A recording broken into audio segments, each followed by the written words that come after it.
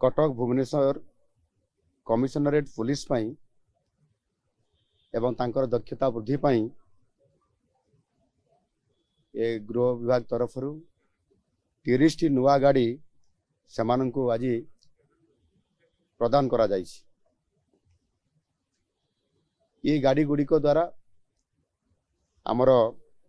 ये कटक भुवनेश्वर सहर रे कमिशनरेट पुलिस अत्यधिक दक्षतार सहित काम करि परिबो एवं एगुड़िक निश्चित भाव रे आम लोकंकर पई एक सुरक्षार रथ भड़िया काम करिवो। विशेष करिकी न्यायर श्रृंखलार भयमुक्त वातावरण और अपराध मुक्त समाजर प्रतीक हिसाब से एगुड़िक काम करिवो। आगुरु मध्य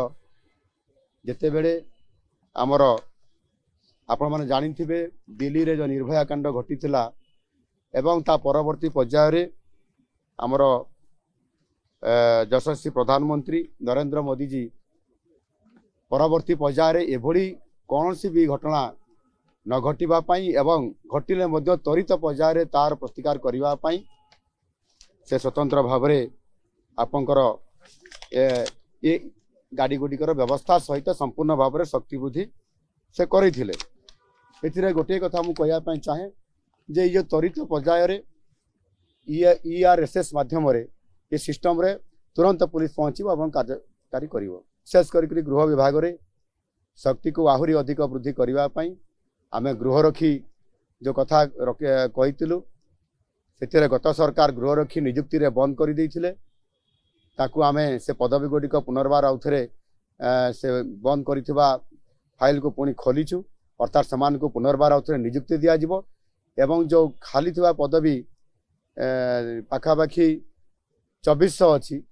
ताकू वृद्धि करी 5000 पदवी नुआ करी अधिक वृद्धि करी ताहा कार्यक्रम करा जिवो एवं समानंकर जो दरमा ताकू दिया जाउछि बा आर्थिक सहायता दिया जाउछि दैनंदिन मजूरी ठारू भी कम होउछि जहाँ अनुभव हुए आमे अधिक देबा पाई मध्य सरकार